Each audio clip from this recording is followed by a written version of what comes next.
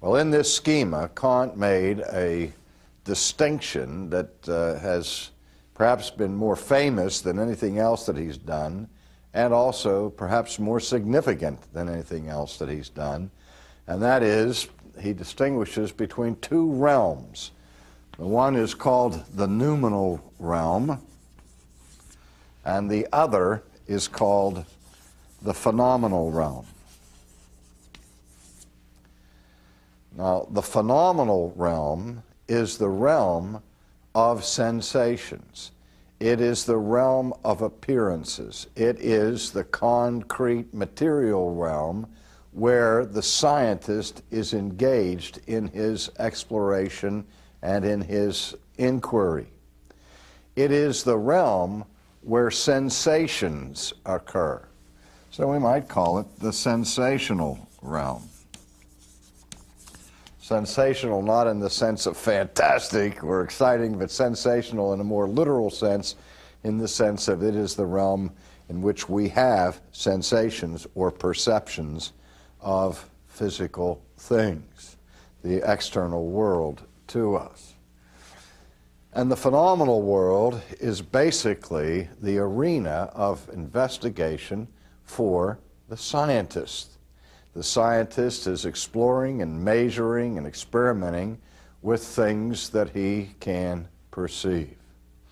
Now, the noumenal realm is the realm of metaphysics. And for Kant, there are three things that he puts in the noumenal world, that is, three notions or categories, and they are God, the self, and what he calls the Ding an sich, or what we would call essences. And let's look at those in reverse order.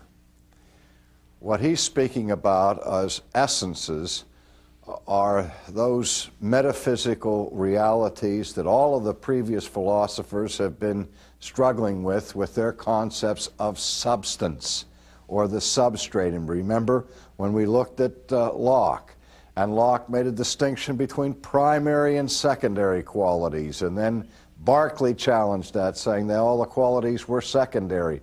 And they were, and we remember Aquinas and his distinction, or Aristotle, his distinction between substance and accidents. Everybody assumes that there is some kind of substratum of reality that exists beyond what we can perceive. That there are real essences. For Plato, those essences were the ideas that are the eternal ideas. For Aristotle, they inhere in objects themselves. But whether you're a Platonist or an Aristotelian, you still had some concept of substance, some ontology, some sense of being.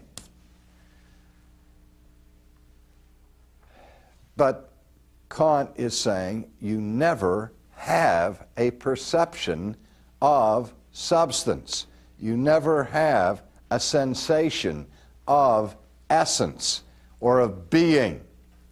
All that we can perceive are the external manifestations of these things. And so we can't know what that essence is. In fact, we can't even know that there is an essence that underlies these perceptions. Now, that doesn't mean that he didn't believe in essences or in substances. What he's saying is we can't know them. He's agnostic about them, and that science cannot learn anything about essences, so we might as well abandon any pursuit of it. And metaphysics becomes more and more speculative and less scientific, as long as it's trying to go to the meta realm, to the realm beyond physics, into the metaphysical realm, trying to get to this essence.